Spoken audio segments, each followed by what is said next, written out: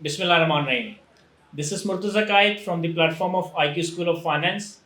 और आज मेरे साथ मौजूद है मुसद्दिक केसवानी। और आज की हमारी डिस्कशन का एजेंडा है CFEP 1, that is advance accounting and financial reporting. जैसा कि हम सब जानते हैं कि आने वाली दिसंबर 2024 की अटैम्प्ट हमारे सर पे है। और आज से कोई 6 से 7 हफ्ते के बाद हमारे CFEP के एग्ज़ाम्स स्टार्ट हो जाएंगे, जिसमें से बहुत सारे स्टूडेंट्स हैं जो कि CFEP 1 advance accounting and financial reporting के पेपर में पहली दफ़ा अपेयर हो रहे होंगे। साथ साथ हमारे साथ कुछ ऐसे भी स्टूडेंट्स हैं जिन्होंने ऑलरेडी पास्ट में CFEP 1 का पेपर अटैम्प्ट कर चुके हैं और अब वो दिसंबर 24 की अटैम्प्ट के अंदर इसे री अटैम्प्ट कर रहे होंगे, इस पेपर में री अपेयर हो रहे होंगे। तो आज बेसिकली मुझसे हम ये डिस्कस करेंगे कि जब हमारे पास रिमेनिंग टाइम रह गया है, उसमें फ्रेश स्टूडेंट्स या जो रिफ्रेशर के या री अटैम्प्ट के स्टूडेंट्स हैं, इनको क्या स्ट्रैटेजी फॉलो करनी चाहिए, किस तरीके से सब्जेक्ट को लेकर चलना चाहिए। देखिए, CFEP 1 के हवाले से मेरा तो एक फीडबैक ये है, क्योंकि मैं पिछले 8-9 सालों से सब्जेक्ट को टीच कर रहा हूँ, कि it is one of the predictable paper among all the CFEP subject. यानी कि मैं इसको बहुत ज़्यादा मुश्किल या बहुत ज़्यादा आसान नहीं कहूँगा, लेकिन ये एक प्रिडिक्टेबल पेपर है। आपको पता है कि मैं इस रीजनेबल लेवल की स्टडीज़ को कंप्लीट कर लूँ तो मैं पेपर को बआसानी 80, 85, 90 मार्क का अटैम्प्ट कर सकता हूँ। और पेपर देने के बाद एक स्टूडेंट को ये कॉन्फिडेंट होता है कि आइदर उसका पेपर क्लियर होने वाला है या पेपर उसका फ्लंक होने वाला है। जनरली अगर हम ऑडिट की बात करें या कॉर्पोरेट लॉ की बात करें या टैक्सेशन की बात करें, तो स्टूडेंट को ये कॉन्फिडेंस नहीं आता पेपर्स के बाद कि पेपर क्लियर हो गए नहीं। लेकिन FFR या BFD एक ऐसा सब्जेक्ट है कि पेपर देने के बाद आपको अंदाज़ा हो जाता है कि आइदर ये पेपर क्लियर होगा या इस पेपर में रीअपेयर होना पड़ेगा। तो मुसद्दिक को आज डिस्कशन में लेने का एक ऑब्जेक्टिव ये है कि मुसद्दिक ने रिसेंटली CA फाइनल क्वालिफाई किया, CA क्वालिफाई किया, तो मुसद्दिक आज की करंट इश्यूज़ पे ज़्यादा अच्छे से डिस्कस कर सकता है बनस्बत मेरे जिन्होंने कोई 2015-14 के अंदर CA फाइनल के आखिरी दफ़ा एग्जाम दिए थे। तो मुसद्दिक का भी फीडबैक लेंगे, मैं अपना भी एक्सपीरियंस शेयर कर रहा हूँ। तो सबसे पहले मुसद्दिक मैं बात करता हूँ उन स्टूडेंट्स के हवाले से कि जिन्होंने आज से 6 महीने पहले, 8 महीने पहले, साल भर पहले अब अपनी दिसंबर 24 की पहली अटैम्प्ट में वो CFEP 1 का पेपर देंगे और 6-8 महीने से इस सब्जेक्ट को लेकर चल रहे हैं। तकरीबन लेक्चर्स भी मेरा ख्याल है कि कंप्लीट कर लिए होंगे, या एटलीस्ट 80% 90% लेक्चर्स कंप्लीट कर लिए होंगे।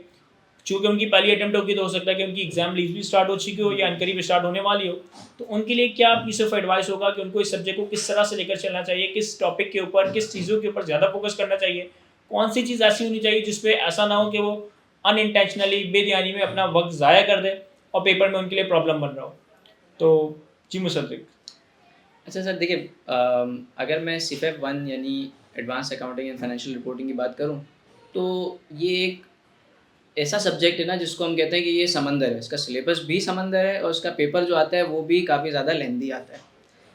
लेकिन एट द सेम टाइम ये सारी बातें उसके लिए हैं कि जिसको उसकी निटी-ग्रिटीज़ का या कोई हम कहें ना कि वो फ़ॉर्मूला नहीं पता है इस सब्जेक्ट का। उस सब्जेक्ट का फ़ॉर्मूला क्या है, आप भी एग्री करेंगे कि अगर मैं कुछ 7-8 टॉपिक की बात करूँ, अगर वो 7-8 टॉपिक जो कि फाइनल का कोर एरिया है, अकाउंटिंग का कोर एरिया है, अगर मैं उसके ऊपर ग्रिप ले लेता हूँ, उनको अच्छा प्रिपेयर कर लेता हूँ, तो मेरा कोई 70 से 80 मार्क का एरिया ऐसा है जो सिक्योर हो जाता है। वो सिक्योर का मतलब ये है कि प्रेडिक्टेबल है, वो आना ही आना है पेपर के अंदर, इसके बगैर पेपर बनता नहीं है।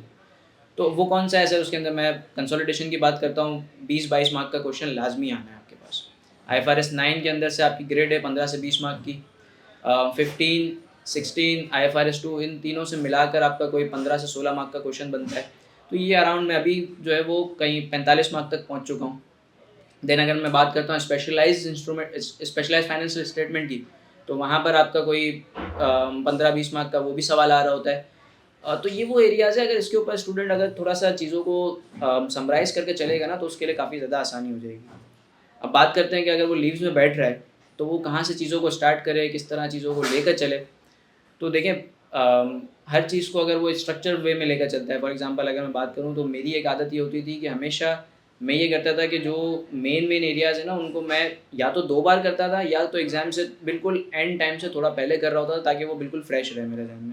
फॉर एग्जांपल IFRS 9 की अगर मैं बात करूँ, तो कोई शक नहीं है, कोई बंदा इस बात से डिसएग्री नहीं करेगा कि IFRS 9 ऐसा है कि वो शुरू होता है, ख़त्म होने का नाम नहीं लेता।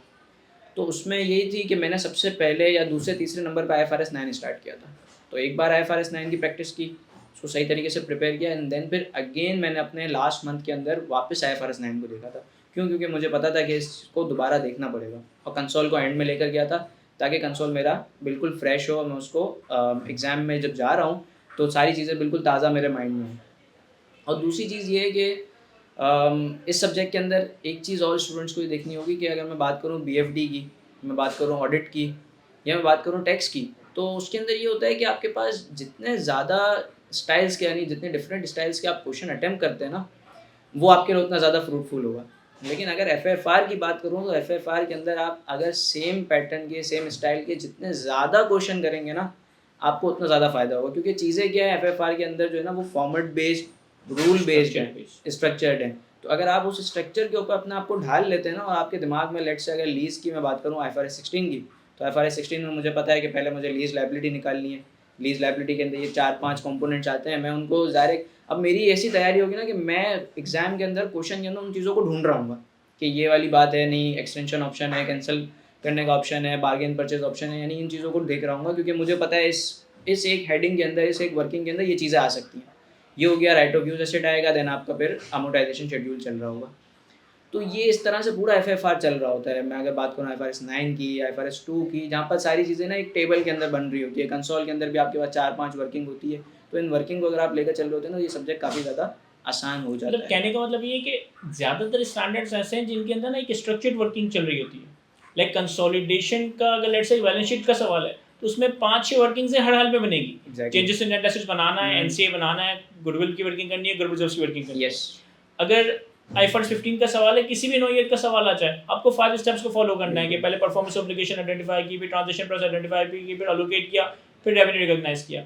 आईफर्स 16 की बात करें, लेसी के पर्सपेक्टिव से आ रहा है तो lease liability, right use calculate होगा, अमोर्टाइजेशन शेड्यूल बनेगा, फिर या तो जनरल एंट्री या डिस्क्लोजर्स की बात की जाएगी।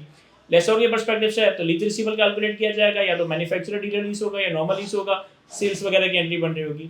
तो जनरली जितने हमारे पास अकाउंटिंग स्टैंडर्ड जो कि फाइनल का कोर सब्जेक्ट है, उनके कोर फॉर्मेट है कि आपने एक फॉर्मेट, एक स्ट्रक्चर्ड फॉर्मेट को फॉलो करना है और आप सवाल का 70-80% सॉल्व कर जाते हो। ऐसा ही है।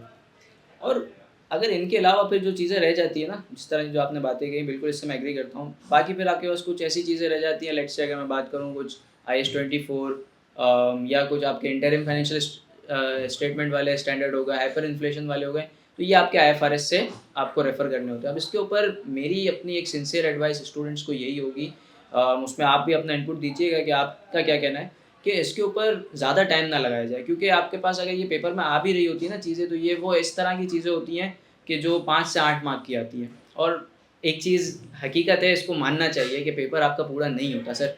जब पूरा नहीं होता तो मुझे पता है कोई चीज़ छोड़नी ही है, तो मैं उस चीज़ को क्यों ना पहले से सोच के जाऊँ कि मैं क्या चीज़ छोड़ूँगा, और वो दूसरी चीज़ जो मेरी मार्क्स स्कोरिंग है, जो आसान है, मैं उसको किसी तरह से भी सैक्रिफ़ाइस नहीं करूँगा। यानी कहने का मकसद ये है कि मैं पहले से सोच कर जा रहा हूँ कि अगर इस तरह की कोई चीज़ आएगी जो मुझे नहीं आती है, तो मैं उसको स्ट्रेट छोड़ दूँगा और अपनी जो मेन एरिया है, लेट्स से कंसोल है, आईएफआरएस 9, 16, 15, उनके ऊपर वो टाइम एलोकेट कर रहा हूँगा ताकि मैं वहाँ से मार्क्स निकाल सकूँ और ऐसी चीज़ के ऊपर टाइम ना लगाऊँ। देखिए बेसिकली मुसद्दक ये कहना चाह रहे हैं कि जैसा कि इसने डिस्कशन स्टार्ट की थी कि ये बहुत ही लेंदी सब्जेक्ट है। मतलब आप पढ़ते रहो, मेरा ख्याल है कि सबसे ज़्यादा जो स्टडी आवर्स या लेक्चर्स के आवर्स होंगे ना, वो भी सीफेप 1 के होंगे। अब इतने बड़े समुंदर को हम किस तरह से मैनेज करें, किस तरह से ऑर्गेनाइज करें कि पेपर के 3 घंटों में अच्छे से अच्छा परफॉर्म कर सकें। देखिए सबसे पहले तो जो सीए फाइनल के 7 से 8 कोर स्टैंडर्ड्स हैं ना, उनके ऊपर आपने बहुत अच्छी से ग्रिप करनी है, क्योंकि आपका 65, 70, 75, इवन 80 मार्क का पेपर इसी एरिया से आएगा, जिसमें हमारे पास consolidation, financial instruments, IFRS 15 revenue, IFRS 16 leases, IFRS 2 share based payment, IAS 19 employee benefits और स्पेशलाइज्ड फाइनेंशियल स्टेटमेंट्स। ये 7 मोटे-मोटे एरियाज हैं जिससे आपका 65-70 मार्क का पेपर अटेम्प्ट होगा, तो इसको तो छोड़ना मैं समझता हूँ कि। और हाँ, एक और important topic, IAS 12 deferred taxes, income taxes का स्टैंडर्ड। तो ये 7 आने स्टैंडर्ड्स तो आपने हर हाल में करने हैं, चाहे आपकी पहली अटेम्प्ट हो, चाहे आपकी दूसरी, तीसरी, चौथी अटेम्प्ट हो, चाहे आप अभी रिवीजन करने बैठे हो, तो इन 7 आने स्टैंडर्ड्स पे तो कॉम्प्रोमाइज़ नहीं करना। अब बाकी रह जाता है हमारे पास पीछे 25 से 30 मार्क का पेपर, जिसमें एग्जामिनर के पास पूछने के लिए बेतहाशा चीज़ है। आप सब कुछ भी कवर कर लो ना, तो देयर इज अ पॉसिबिलिटी कि वो इस 25-30 मार्क के एरिया में आपसे कोई ऑल टुगेदर नई चीज़ पूछ ले। बिल्कुल। इसमें हमारे एफएआर 1 के सारे अकाउंटिंग स्टैंडर्ड्स हैं, एफएआर 2 के अकाउंटिंग स्टैंडर्ड्स हैं, सी फाइनल के कुछ पेटी एरियाज हैं, जिसमें IAS 34, internal financial statements, earning per share, operating segment, IAS 41, agriculture, Islamic financial statement, Islamic accounting standard, ये सारी चीज़ें। इन सारी एरियाज को अगर कवर करने बैठोगे 100%, तो मेरा ख्याल है कि 50-60 आवर्स लग जाएंगे। लेकिन इसकी वेटेज क्या है, 25 से 30 मार्क, और उसमें भी बहुत ज़्यादा मार्जिन है कि वो कोई ऐसी चीज़ पूछ ले जो कि आपने ना पढ़ी हो। तो आपने इन एरियाज को रिस्क बेस्ड कवर करना है। लाइक आप एफएआर 1 और एफएआर 2 के सारे स्टैंडर्ड्स को डिटेल में दोबारा से कवर ना करें, आप सारे स्टैंडर्ड्स की समरीज गो थ्रू कर लें, आधर वो वीडियो लेक्चर के फॉर्म में कोई समरी हो या फिर 1 पेजर 2 पेजर कोई प्रेजेंटेशन की फॉर्म में समरीज हो, आपने उनकी समरीज को गो थ्रू कर लिया और इन सारे स्टैंडर्ड से 2-2 3-3 सवाल अपनी प्रैक्टिस कर लिया, that is more than enough. Exactly. फिर कुछ एरिया रह गया जैसे IAS 34 हो गया, internal financial reporting standard, IAS 29 हो गया, hyper inflationary Islamic accounting standard हो गया। अगर तो वक्त है तो आप इन्हें अपनी स्टडी टेक्स्ट से या IFRS से एक दफ़ा रीड कर ले, गो थ्रू कर ले, हाईलाइट कर ले। बहुत ज़्यादा टाइम इन स्टैंडर्ड्स पे लगाने की ज़रूरत नहीं। क्यों? क्योंकि आप बहुत ज़्यादा टाइम स्टैंडर्ड्स पे लगाने के बाद भी कॉन्फिडेंट तो नहीं होंगे ना। तो बेहतर ये है कि जो हमारा 70, 75, 80 मार्क का एरिया जो कि प्रिडिक्टेबल एरिया है, जो कि इन 7-8 स्टैंडर्ड से आना है, जो हमने भी डिस्कस किए, इन एरियाज को बहुत ज़्यादा स्ट्रॉन्ग कर लिया जाए और फिर जो रिमेनिंग हमारे पास 20-25 मार्क में कोई 15 से 20 स्टैंडर्ड्स हैं, उनके ऊपर हमें जितना पॉसिबल हो, जितना हमारे पास अवेलेबल टाइम हो, ये अपना रिमेनिंग अवेलेबल टाइम हम इन सब्जेक्ट्स, इन टॉपिक्स को दे रहे हो। FFR की अगर हम बात करें तो FFR का भी एग्जाम हमारा एक ओपन बुक एग्जाम है। तो मुझसे क्या एक्सपीरियंस रहा, तुमने चूंकि रिसेंटली क्वालिफाई किया, तो FFR के इस एग्जाम के अंदर इस ओपन बुक की क्या यूटिलिटी है? क्या हम बुक्स इस्तेमाल कर रहे होते हैं या वो बुक सिर्फ हमारे एग्जाम की टेबल पे रखी होती है, पेपर हमने अपने सेल्फ पे अटेम्प्ट करना होता है?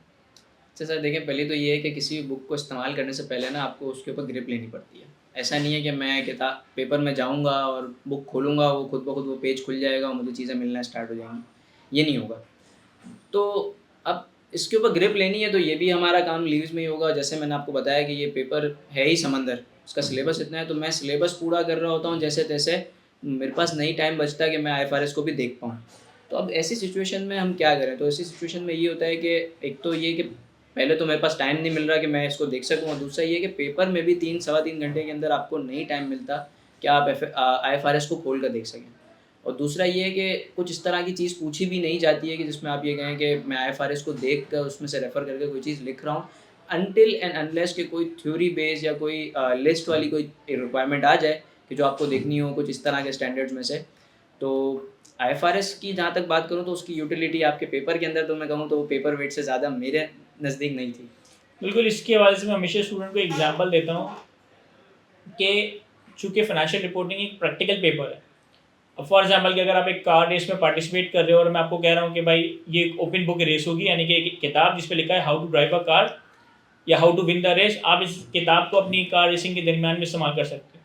तो ऑब्वियसली गाड़ी चलाते वक्त अगर आप वो किताब खोल के देखोगे तो गाड़ी ठोक दोगे। एग्जैक्टली। तो कहने का मकसद ये है कि FFR का paper as against the audit या टैक्सेशन के पेपर इससे थोड़ा मुख्तलिफ है। ऑडिट में या टैक्सेशन में जो हमारी ओपन बुक एग्जाम्स में किताबों की यूजेज होती है वो होती है, लेकिन चूंकि FFR का पेपर एक प्रैक्टिकल पेपर है, एग्जाम का 3 घंटे ऑलरेडी जो है ना पेपर 100 मार्क का अटेम्प्ट करने के लिए इनफ नहीं होते। अगर एक जीनियस बंदे, मैं भी अगर पेपर को सॉल्व करूँ ना तो मुझे भी शायद पेपर को सॉल्व करने के लिए 3.5-4 घंटे लग जाए। तो 3 घंटे में हम बामुश्किल 80-85 मार्क का ही पेपर अटेम्प्ट कर पाते हैं। तो अगर इस 3 घंटे में अगर आप बुक खोल कर बुक में से कोई चीज़ें देखेंगे तो डेफिनेटली अपना FFR के पेपर ठोक कर ही आ रहे होंगे। तो मैं ये समझता हूँ, हाँ FFR के पेपर में बुक की यूटिलिटी उस वक्त हो सकती है जब आपको पेपर में आता ही कुछ नहीं है, यानी कि आपने 20-25 मार्क के पेपर अटेम्प्ट किए, 70-80 मार्क के सवाल रहते हैं और अब आपको वो सवाल आते ही नहीं, आपके पास एग्जाम में 1.5-2 घंटा बचा हुआ है, तो फिर आप बुक खोल के कुछ ना कुछ इस्तेमाल कर सकते हो। लेकिन अगर आपकी एक अच्छी रीजनेबल 70-80% कवरेज है, इन 8 स्टैंडर्ड्स को आपने अच्छे से कवर कर लिया, पेपर 70-80 मार्क का वैसे ही अटेम्प्ट हो सकेगा। बाकी 15-20 मार्क के पेपर के लिए हो सकता है आपके पास टाइम ही ना बचे, मोस्ट लाइकली आपके पास टाइम ही ना बचे, तो बुक की एज सच कोई यूटिलिटी नहीं हो सकेगी। और वो जो आप कह रहे हैं ना कि अगर आप 20-25 मार्क का पेपर कर रहे हैं उसके बाद आप IFRS को रेफ़र करें, तो मेरा तो ये मानना है कि फिर वो जो आप IFRS को रेफ़र कर रहे होंगे ना, वो अपनी अगली अटेम्प्ट के लिए रेफ़र कर रहे होंगे, वहीं से बैठ कर आपने तैयारी स्टार्ट कर दी है। यानी पेपर के 3 घंटे पढ़ने के नहीं है, पेपर के 3 घंटे पेपर देने के हैं, तो इस वजह से। अच्छा, इसके अलावा स्टूडेंट का एक कंसर्न रहता है जो मैंने भी पहले डिस्कस किया कि सर ये 7-8 टॉपिक्स तो मेजर एरियाज थे, लेकिन इसके अलावा इस्लामिक अकाउंटिंग स्टैंडर्ड है, एथिक्स का एरिया है, हाइपर इन्फ्लेशनरी है, IAS 34 है, IFRS 8 ऑपरेटिंग सेगमेंट्स हैं और छोटे छोटे 8-10 स्टैंडर्ड्स हैं। तो इन स्टैंडर्ड्स के हवाले से क्या करें, इनको ऑल टुगेदर छोड़ दें या इनके ऊपर टाइम लगाएं, या क्या अप्रोच होनी चाहिए कि इन स्टैंडर्ड्स को किस हद तक हम कवर करने की कोशिश करें? सर देखिए, बात यही आती है कि स्टूडेंट को ना कॉस्ट बेनिफिट एनालिसिस करना चाहिए कि अगर वो एक स्टैंडर्ड के ऊपर जितना टाइम इन्वेस्ट कर रहा है उसको उससे उतने मार्क्स मिलते भी हैं या नहीं मिलते हैं। तो जब मैं कॉस्ट टू बेनिफिट एनालिसिस करता हूँ तो मुझे ये समझ आती है कि सर इन स्टैंडर्ड्स का एक अगर बहुत जीनियस स्टूडेंट है जिसके पास सारी चीज़ें कवर हो गई है और वो टाइम दे सकता है, तो उसको सिर्फ यही करना चाहिए कि वो IFRS जो रेड बुक्स हैं उसके अंदर क्या कह रहे हैं कि हर स्टैंडर्ड का एक अलग से इंडिविजुअल इंडेक्स होता है। आप उस इंडेक्स को एक बार गो थ्रू कर लें, आपको पता लग जाएगा कि कौन कौन से कंटेंट एरियाज़ हैं उन स्टैंडर्ड्स के अंदर। देन फिर आप क्या कर सकते हैं कि उन इंडिविजुअल एरियाज़ के ऊपर जाकर उसको सिर्फ हाईलाइट कर लें हेडिंग्स को, कि इन केस अगर उनको रिक्वायरमेंट आती है तो आपके एक अनकॉन्शियस माइंड के अंदर वो चीज़ होगी कि हाँ IFRS के अंदर ये हेडिंग लिखी है। आप जल्दी से जाएंगे, वो हेडिंग को देखेंगे, उसमें जो बात लिखी है आप पेपर में लिख देंगे बगैर कुछ सोचे समझे, क्योंकि उतना टाइम होता नहीं है, ना उसके उतने मार्क्स होते हैं कि सर मैं कहूँ कि मैं उसके ऊपर इतना सोचूं और फिर वो सारी चीज़ों को एवेल्युएट करके लिखाऊँ। मैं लिख दूंगा, आगे बढ़ूंगा अपने कोर एरियाज़ की तरफ जहाँ से मुझे मार्क्स सिक्योर हो सकते हैं, जहाँ से मैं ज़्यादा से ज़्यादा मार्क्स निकाल कर 50 से दूर जा सकता हूँ। ऐसा ही है। और जहाँ तक बात रही और दूसरे FAR 1 FAR 2 के सब्जेक्ट्स की, वो जो टॉपिक्स की जो हमारे पास फाइनल का पार्ट होते हैं, तो देखें उसमें यही चीज़ आती है कि आपका FAR 1 FAR 2 कितना पहले का किया हुआ है आपकी फाइनल के अटैम्प्ट, क्योंकि बहुत लोगों की देर बाद भी बनती है, ऑडिट रुक जाता है और ये सारे मसले मसाइल। अगर तो आपको बहुत टाइम हो गया है और आपको लगता है कि सर चीज़ें मैं भूल रहा हूँ, तो फिर मेरा ये रिकमेंडेशन होगी कि आप कोई समरी लेक्चर देख लें, ठीक है। लेकिन अगर आपको ऐसा लगता है नहीं सर मैंने 1 साल पहले ही अभी कैफ का एग्ज़ाम दिया था जिसके अंदर FAR 2 मैंने पढ़ा था, और साथ ही साथ जब हम फाइनल की बात करें तो कंसोल के कुछ इस तरह के सवाल होते हैं जिनके अंदर ये एडजस्टमेंट्स आ रही होती हैं, तो वो चीज़ें रिवाइज़ हो जाती हैं, आप कॉन्फिडेंट है कि मुझे चीज़ें याद भी हैं, रिवाइज़ भी हो गई है, तो to be on safe side, क्योंकि ऑब्वियसली आप रिस्क लेकर नहीं जा सकते, तो आप क्या करें कि उन समरीज़ को, उन चैप्टर्स की जो 1 पेजर समरीज़ होती हैं उनको देख लें एक बार, और उन स्टैंडर्ड्स के कोई बेंचमार्क क्वेश्चंस को एक एक दो दो अटेम्प्ट कर लें, तो आपका ये एरिया भी कवर हो जाएगा। तो इस तरह से करके आप जब चीज़ों को चलेंगे, हर चीज़ को ड्यू वेटेज देंगे, ड्यू टाइम देंगे, तो फिर आपका पेपर भी अच्छा हो जाएगा, आपकी तैयारी भी एक अच्छी हो जाएगी। अच्छा, ये तो डिस्कशन थी जो कि समझ लें कि जनरल डिस्कशन थी। एक थोड़ा सा सर कॉन्क्रीट प्लान दे दें हमें कि हमारी पहली अटैम्प्ट या हमारी दूसरी तीसरी अटैम्प्ट है, अब हमारे पास एग्ज़ाम में 6 हफ्ते तकरीबन 1.5 महीने का टाइम रहता है, तो इस टाइम में हम क्या करें? हम क्या लेक्चर्स को दोबारा से री वॉच करें या हम कोई और स्ट्रेटजी फॉलो करें? देखिए, 2 तरह की पॉसिबिलिटी है। या तो आपकी पहली अटैम्प्ट है तो आई होप कि आपने 70, 80, 90% लेक्चर्स कंप्लीट कर लिए होंगे और रिमेनिंग लेक्चर्स को आप आने वाले 1-2 हफ्ते के अंदर कंप्लीट कर लेंगे। और अगर आपकी दूसरी, तीसरी, चौथी अटैम्प्ट है और अब आप इसको रिवाइज़ करने के लिए बैठे हैं, तो मेरी तरफ से इसकी स्ट्रैटेजी ये होगी, आपने एक स्टैंडर्ड पिक किया, उसको गो थ्रू किया। अब गो थ्रू करने के लिए 100% लेक्चर्स दोबारा से देखने की ज़रूरत नहीं है। या तो समरी लेक्चर्स देख लें, या 1 pager 2 pager summaries go through कर लें, या उस चैप्टर के जो भी आपके पास नोट्स या प्रेजेंटेशन वगैरह है उनको खुद से मैनुअली गो थ्रू कर लें। तो आपने हर स्टैंडर्ड को तकरीबन 1 आधा घंटा 1.5 घंटा लगा के सारे कॉन्सेप्ट को रिवाइज कर लिया। फिर हर स्टैंडर्ड्स के कुछ ना कुछ बेंचमार्क क्वेश्चंस आइडेंटिफाइड होते हैं। हो सकता है कि आपने अपनी स्टडी जर्नी में खुद आइडेंटिफाई कर लियो, नहीं किए तो मेरी ही जो स्टडी ड्राइव है CFEP 1 की, वहाँ पे मैंने एक बेंचमार्क क्वेश्चंस की लिस्ट दी हुई है। हर टॉपिक के 4 सवाल, 5 सवाल, 7 सवाल, किसी टॉपिक के 10 सवाल भी मैंने as a benchmark questions highlight करके रखे हुए। तो इस रिमेनिंग 1.5 महीने का स्टडी प्लान ये होना चाहिए कि आपने टॉपिक्स को रिवाइज किया through summary lectures, through summary pagers या थ्रू प्रेजेंटेशन, और फिर उसके बाद हर टॉपिक के 5, 6, 7 depending upon the topic size आपने उन बेंचमार्क क्वेश्चंस को अटेम्प्ट कर लिया। इस तरीके से आपने जो आपका मेजर एरिया है 7-8 स्टैंडर्ड्स उनको रिवाइज किया। और फिर एक चीज़ बड़ी इंपॉर्टेंट है, चाहे पहली अटैम्प्ट चाहे दूसरी तीसरी अटैम्प्ट, कम अज़ कम मैं रिकमेंड करता हूँ कि आपने 7 से 8 अटैम्प्ट के पेपर्स खुद को पेपर इन्वायरमेंट में रखकर सॉल्व करना है।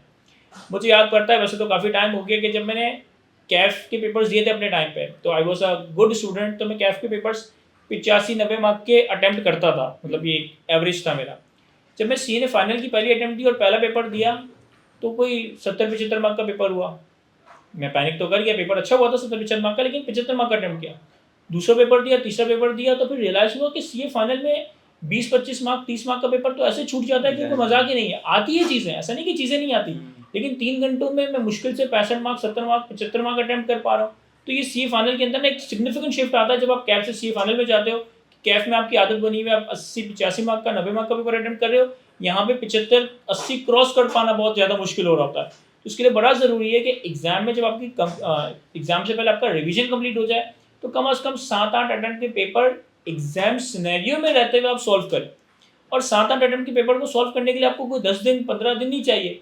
आप अगर डेली 2 पेपर भी सॉल्व करते हैं, या चलिए डेली 1 पेपर भी सॉल्व करते हैं, आप 7-8 दिन के अंदर एक अटेम्प्ट का पेपर सॉल्व कर लें। इससे 2 चीज़ें हो जाएगी, आपको रिसेंट एग्जाम्स में एग्जामिनर की एक्सपेक्टेशन का भी आइडिया हो जाएगा, डिफिकल्टी लेवल का भी आइडिया हो जाएगा, एग्जामिनर के पैटर्न का आइडिया हो जाएगा कि FFR में वो चीज़ों को पूछ किस तरह से रहा है।